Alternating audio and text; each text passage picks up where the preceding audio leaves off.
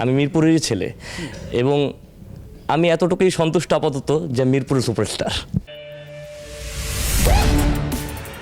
আমাদের এই ঈদে এবারকার বড় বড় তারকার বিগ বাজেটের সিনেমা মুক্তি পাচ্ছে বেশ কিছু, শাকিব খান থেকে শুরু করে অনেক অভিনেতা অভিনেত্রীদের সিনেমা আসছে। কতটুকু তাদের সাথে আপনি পেরিয়ে উঠতে পারবেন বা একটা হেলদি ফাইট দিতে পারবেন বলে আপনি এক্সপেক্ট করছেন?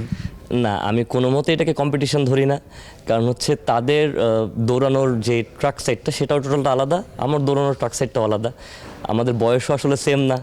এবং থার্ড এবং সবচেয়ে ইম্পর্টেন্ট যে বিষয়টা, একটু আগে সকলে এই প্রশ্নটাই করলো যে এবার হলে 17টা 18টা সিনেমা যাচ্ছে, 18টা সিনেমা যাচ্ছে হয়তো বা আমাদেরটা সহ।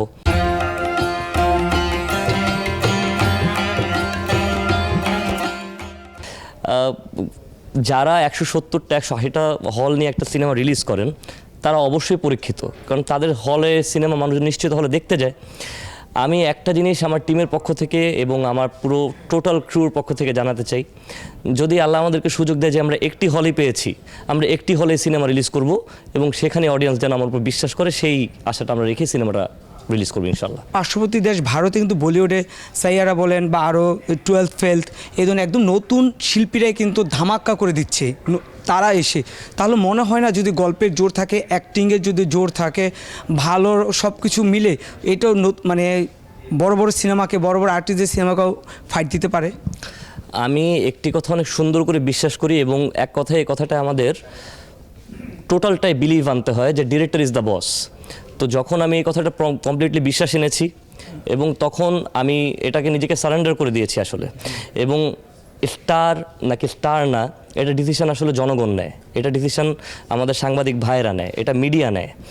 তো হচ্ছে কে কত বড় স্টার, কে ছোট স্টার, আসলে এটা সম্পূর্ণরূপে তার এনভায়রনমেন্টের উপরে। মানে আমি একটু আগেই কনফারেন্সে বলে উঠলাম যে হচ্ছে I am proud to be a Mirpur's guy, আমি মিরপুরেরই ছেলে এবং আমি এতটুকুই সন্তুষ্ট আপাতত যে মিরপুরের সুপারস্টার। বাহ, দারুণ। সবশেষ একটা প্রশ্ন করি, সেটা হচ্ছে যে আপনি মিরপুরের আর কৃতি সন্তান, মিরপুরের যেই আশপাশে ঘটে যাওয়া ঘটনা থেকে এই সিনেমাতে এটা তুলে এসছে। সত্য ঘটনা নিয়ে আসলে কিন্তু অনেক ধরনের বিতর্ক হয়, অনেক ধরনের আর ঘটনা হয়। আপনার কি মনে হয় এই সিনেমাটা আসার পরে কি আপনার জন্য কোনো ধরনের হুমকি আসতে পারে বা আপনার জন্য কোনো সমস্যা হতে পারে? না, এটা আমি কোনোদিনও বিশ্বাস করি না বা আমার মনেও হয় না যে কি হুমকি ধামকি বা এই টাইপের কোনো কিছু এখানে থাকবে। রিয়েল স্টোরি বেসড স্টোরি এটা কেন বলা হচ্ছে, কারণ এটা বিভিন্ন জনের গল্প।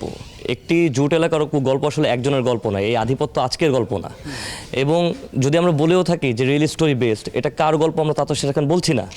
তো আমার মনে হয় না যে এমন কোনো কিছু হবে। আর বাকি যদি থ্রেট কল আসে তা আপনারা তো আসেন না।